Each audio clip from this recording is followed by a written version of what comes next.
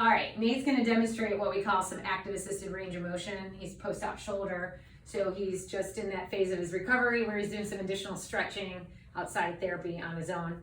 I like to call it a T-bar. I just can't stand the fact that it's actually really an L or a J. Anyway, we prefer a bar. It could even be a golf club. What else can you use at home that looks like this? Be creative, but I prefer something like this because this helps Nate put his hand in more of an externally rotated position, which is real important for putting the ball and socket joint in a better position for range of motion. So he's going to start with what a therapist likes to call flexion or overhead movement. So setting his shoulder blade down and in. His other arm is just giving this arm a little bit of assistance instead of raising his arm up on his own. So we're just doing some T-bar work against gravity and focusing on shoulder blade down and in. Good. And trying to keep the upper trap down, or keeping his shoulder out of his ear. So that's flexion. Good.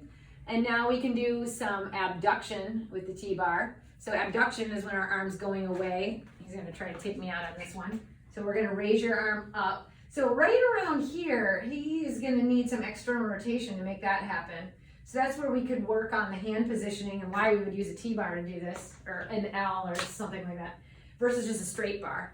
So that way he can hold his hand into a more externally rotated position. So thumb up or thumb overhead kind of externally rotates the shoulder and just allows our shoulder to move in a better position.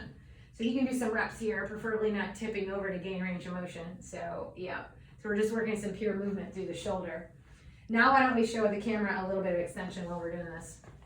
So extension is when we lift the bar off behind us. So you've done that before. Right. So now he's just holding his hand in a neutral position. And again, we're trying not to bend over from our waist, but use our shoulder.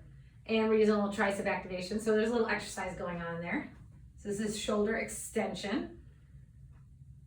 And after a couple of days, then you can lift the bar up your back, Nate. We've done those before. This is like a little internal rotation. So we're starting to work some athletes. But these are all just functional movements we use in real life to like tuck your shirt in, put your belt on, put your wallet in your back pocket.